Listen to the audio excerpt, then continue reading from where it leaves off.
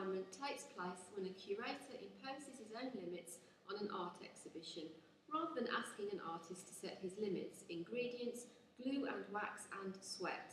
Please ensure this incorporates discussion of the above statement. Do you agree with this suggestion? Please also take 10 to 15 minutes to record your thoughts. Time limit 30 minutes.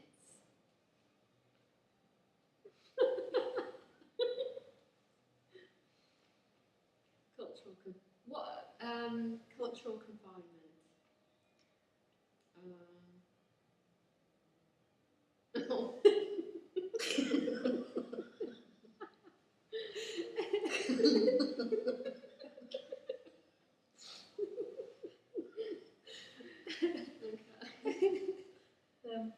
That camera, isn't it? Okay, is it? Are we talking about the who has the power then in the situation of an exhibition? Is it artist? Is it seen as like artist versus curator, or artist in spite of curator, or is it like a collaboration between artists and curators? Have they got the same vision? I'm not quite sure what they mean by Cultural confinement? No.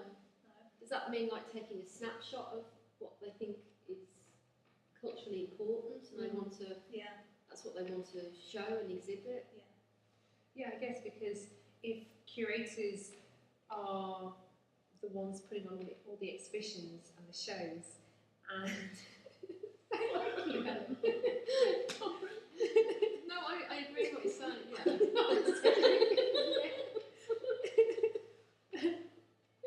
Are curators truly independent of their own judgments on a piece of work? Or are they biased by their own taste of what they like? I think they're Therefore, biased. are they actually setting the trend, the zeitgeist of what should be around by their own personal views, rather than what is culturally important, rather what is groundbreaking? Do you know what I mean? So do you have curators that are truly impartial? I think some curators have a separate agenda to adhere to, because if you think about some of the more local authority galleries, they have got a kind of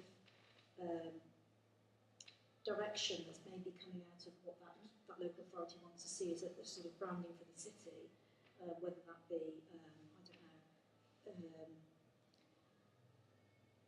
more family orientated activities and things like that. And I'm thinking of one particular gallery, in particular, that does tend to select and use work that has more of a family lean towards it. So there is a kind of So where does the audience come in? Well, exactly. It's almost like is it tailor-made for an audience that they think exists? I think so. I think it's ignoring a larger audience, or a large part of the audience. It's tailoring for an audience, and it's kind of branding for the city. But that's not.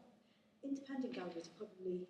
I don't know. But then that's saying almost like the audience comes first, then the curator, then the artist at the bottom. Yeah. I think the pyramid is almost like that. Yeah. For a lot of galleries, I think that might be the case. Do you really think that, apart from that gallery, other galleries put audiences first? I don't think they do. I think they do. Because I think that they're trying to develop audiences, but most people don't like the work that's been put in there, or art doesn't really reach the masses. It reaches a certain type of person, and the rest are quite intimidated about going into white wall gallery spaces because it's got no relevance to them. I think we're talking about two separate things here. We are talking about independent spaces and project spaces and artist-led spaces, and then we're talking about the mainstream institutionalised gallery spaces that are targeting very much an audience, because audience development is their key. They get more people in, they get more money, and they sell more through the byproducts of whatever happens to be the cafes or whatever. So who sets the themes then? That's what I always want to know. Who sets the themes for these exhibitions? Is it? Yeah. But is it the curators, or is it these institutions? We need an exhibition that's going to reflect Britain in the 1960s. Yeah. So we need to get a curator in that. But you see the same old things it's very predictable in that case. So every time things are more and more confined, they become more and more obvious. And I find quite some exhibitions in that way. It's like you can guess what's going to be in there. There's not so much surprise. If you didn't have curators, though, as the vanguards of the art that we see, then would we have artists putting on their own shows that would just be full of work that is of bad taste or not of a great aesthetic or that isn't really groundbreaking? Do you know what I mean? If artists just totally went about going, okay, well, this is my work, this is how I express myself, and you didn't have curators in place to... But there would still be a theme to work. I mean, as an artist, you've got your own practice, so your work would have a kind of a theme to it and a thread that's running through it. But I don't know. I just feel that there is such a difference between curators who have to stick to some, you know, socio-political agenda of whatever that branding is going to be for that particular place, and then independent curators who have got so much more choice and freedom to be able to do whatever they like. I know a lot of artists, I'm not talking about myself as such, but get very annoyed when you see exhibitions that are all about Chinese artists and artists from different countries coming over, and there's the idea that how is that reflecting? Is that Chinese culture that we're being shown? Is that just a type of art, or what is it? And if it is supposed to be reflecting Chinese culture or Chinese art at the moment, how are we supposed to really understand that without understanding the context of it? Well, maybe the Chinese thing doesn't matter. Maybe it's about artists outside of the UK have more freedom to make the work they want to make, and therefore maybe it's more interesting, which is why so many international artists do get showcased on, you know, homegrown turf, and you don't see that many UK artists maybe being as high profile as international artists. So maybe it's not about the specific culture from another place, but it's just actually that they're doing what they want to do, and it's pushing their work forward. And is it actually culture that we're being shown? I mean, is our art exhibitions cultural? Are they entertaining? Should they be? I mean, what should it be about? I think they are cultural. If you think of culture as being everything that affects us, you know, language, life, art, you know, everything, then they reflect us, don't they? They reflect our experiences, whatever, you know, walk of life we're coming from. But how you define it is going to be different for everyone. So where are we with this question on cultural restrictions? That was the original confinements. Yeah. That's it.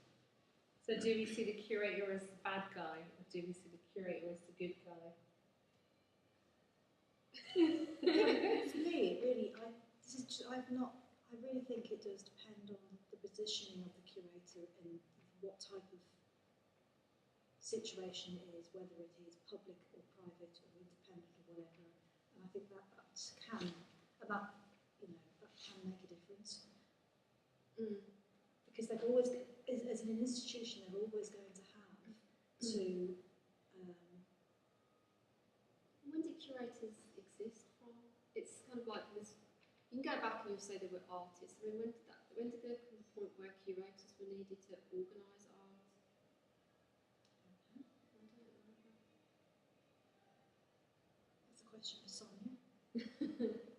Yes. When she sees this. Yeah. I don't know, actually. I haven't thought about that.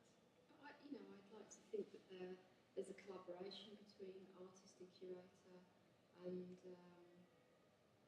wouldn't like to think of curators as just having that much power, but then I'm aware that they do have power and influence on who they select. They do. For me, the positives of curation is that it kind of gives a twist on something that you wouldn't necessarily see with your own work, particularly working kind of in live art fields. It's really easy not to see how you would present that, and I think that's quite useful.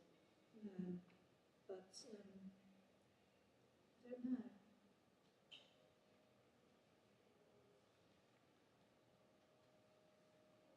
Jury's out, I guess. It's a tricky one. It's interesting, but it is really tricky. So I'm not 100% sure what cultural confinement. I mean, I've got an idea, but I think it's almost quite a harsh term. Cultural confinement sounds like imprisoning, or it's limiting. It suggests to me that it's limiting what we are expected to see as representation of the type of artwork that is produced. used in the UK. Maybe it's not as wide as that. Maybe that's not what's meant by the phrase cultural confinement. I think it is meant to be harsh, and I think it's meant to be about curators. Do curators impose their views and their own personal tastes upon what they think other people should be seeing about life and art and culture around us? And so, are they truly biased or not? But I then think, that's like you're saying, I think a good curator is amazing because they're actually working in symbiosis with the artist. They're taking a piece of work or a whole body of work and they're platforming it, they're putting it out there, it's provocating, it's stimulating, it's evoking an emotional response, and I think great curators move things forward. It's just finding the good ones. But we've got a good one. Yeah, we've got a really good one. We have. But you see cultural confinement then in all sorts of forms, in form, like television programmes that are commissioned. It's like that's a form of cultural confinement. A lot of these period dramas. Is that really reflecting modern culture? Do you know what I mean? I mean, things like X Factor, that could be considered as cultural confinement. Yeah, absolutely. Yeah, I think the predominance of in terms of TV, predominance of what they're called reality shows and stuff like that. And competitions. And how many people are actually interested in that kind of thing? It's a bit like, I suppose, translating that to exhibitions. How many people are actually interested in that type of work? Yeah, most people I know don't watch the X Factor. I've never watched the X Factor, but it's seen as a very successful vehicle, and people become stars because of it. And it's just one of dozens of these reality shows. There's loads of them.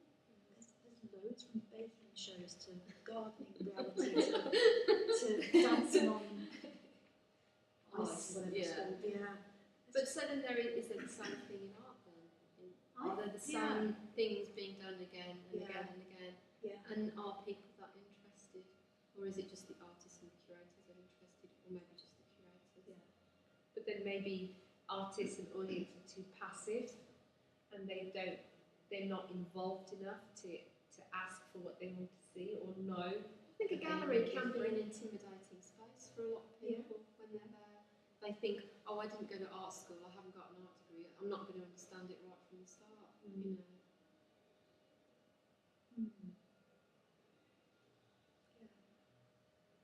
Right, so jury's still out. Yes. We've now got to respond to this by making something out of. We've done the sweating. Let's say the sweat's done. Yeah. So glue and wax. Glue and wax. Okay. So off we go. Right.